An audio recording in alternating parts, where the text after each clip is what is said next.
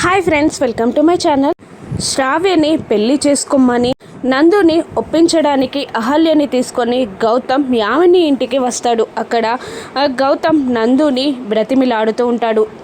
నేను అహల్యని పెళ్లి చేసుకోవడానికి ఒక ప్రత్యేకమైన కారణం ఉంది, ప్లీజ్ దాన్ని మనసులో పెట్టుకొని నా చెల్లెలకి అన్యాయం చేయొద్దు అని గౌతమ్ బ్రతిమిలాడుతున్న నందు వినకుండా, నీ కారణం నీకు ముఖ్యమైనప్పుడు నా చెల్లి నాకు ముఖ్యమే, నేను ఖచ్చితంగా శ్రావ్యని పెళ్లి చేసుకోను అని తెగేసి చెప్పేస్తాడు నందు. దాంతో గౌతమ్ బాధపడుతూ ఉండగా అహల్య ముందుకు వెళ్ళి, తప్పంతా నాదే, శ్రావ్య జీవితం కూడా అతిథి జీవితం లాగే ఉంది, ప్లీజ్ కాస్త అర్థం చేసుకోండి, నేను మిమ్మల్ని క్షమాపణ కోరుతున్నాను అని అంటూ అహల్య నందు పాదాలపై పడి కాళ్ళు పట్టుకోబోతూ ఉండగా నందు కోపంగా అహల్యని కాలుతో తన్నేస్తాడు. దాంతో అహల్య వెళ్ళి ఒక గ్లాస్ టేబుల్ని ఢీకొనబోతూ ఉండగా గౌతమ్ అహల్య కింద పడకుండా తన కడుపుకి గ్లాస్ టేబుల్ తగలకుండా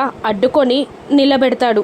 అహల్యకేం కాలేదు కదా అని టెన్షన్ పడుతూ ఉంటాడు గౌతమ్. ఆ తర్వాత అహల్యని అవమానించిన నందుపై ఉగ్రరూపం చూపిస్తూ రేయ్ అని అంటూ గౌతమ్ నందుపై చెయ్యెత్తుతాడు. గౌతమ్ కూడా కోపంతో ఊగిపోతూ ఉంటాడు. ఇప్పుడు ఏం జరగనుంది? శ్రావ్య నందులు శాశ్వతంగా విడిపోనున్నారా? రాను ఎపిసోడ్స్లో చూద్దాం. Thank you for watching.